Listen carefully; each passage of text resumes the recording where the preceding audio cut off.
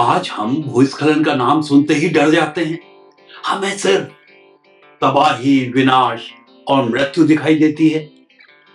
लेकिन चलिए समय में पीछे चलते हैं, उस समय जब हिमालय में जीवन का पहला बीज अंकुरित हो रहा था।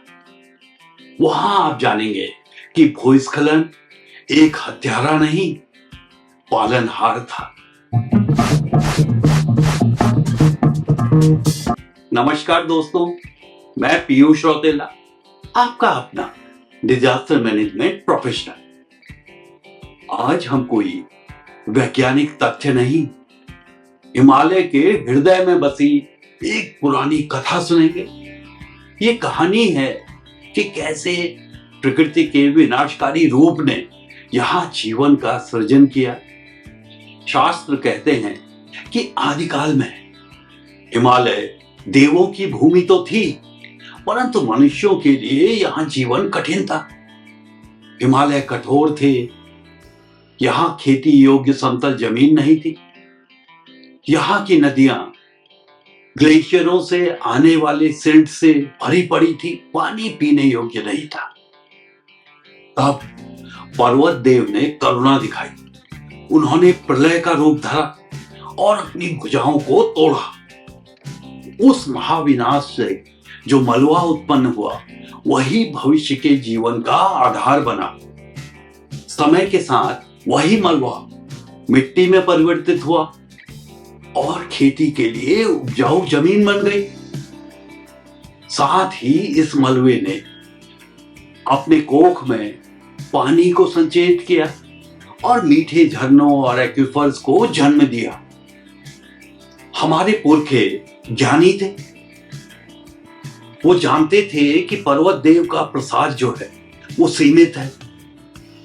इसलिए उन्होंने एक अलिखित नियम बनाया, संतुलन का नियम। एक भूस्खलन की भूमि जितने परिवारों का भरण पोषण कर सकती है, उतने ही वहां रहते थे।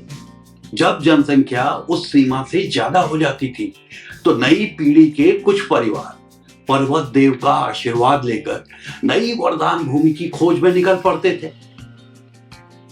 इस तरह उन्होंने धरती पर कभी भी उसकी क्षमता से अधिक बोझ नहीं डाला।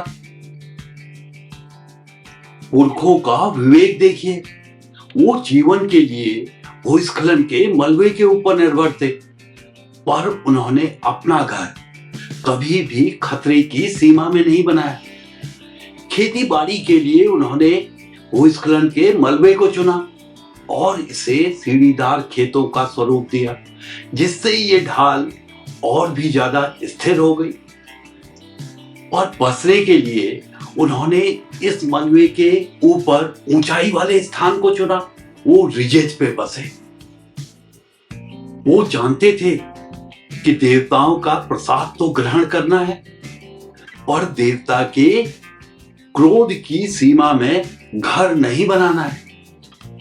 ऊंचाई ने उन्हें सामरिक सुरक्षा दी और साथ ही बाढ़ और भूस्खलन के प्रत्यक्ष खतरों से भी बचाया। ये कथा है युवा सरदार देवव्रत की।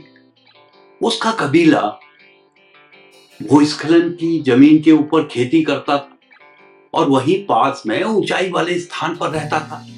समय के साथ आबादी बढ़ने लगी, जगह की कमी महसूस होने लगी। कबीले के कुछ युवा सदस्यों ने राय दी कि उन्हें नीचे नदी के पास बसना चाहिए। तभी कबीले के एक ऋषि ने देवव्रत को अपने पास बुलाया और उसे पहाड़ों के संतुलन के नियम को समझाया। उन्होंने बताया कि नीचे नदी के पास सुविधा तो है, परंतु वहां प्रलय भी है। पर्वत ने हमें ये भूमि दी है, परंतु इसकी भी एक सीमा है। ऋषि की बात देवव्रत के समझ में आ गई। फिर देवव्रत ने अपने कुछ साथियों के साथ नए भूस्खलन क्षेत्र की खोज की और वहां पर एक नया गांव बताया।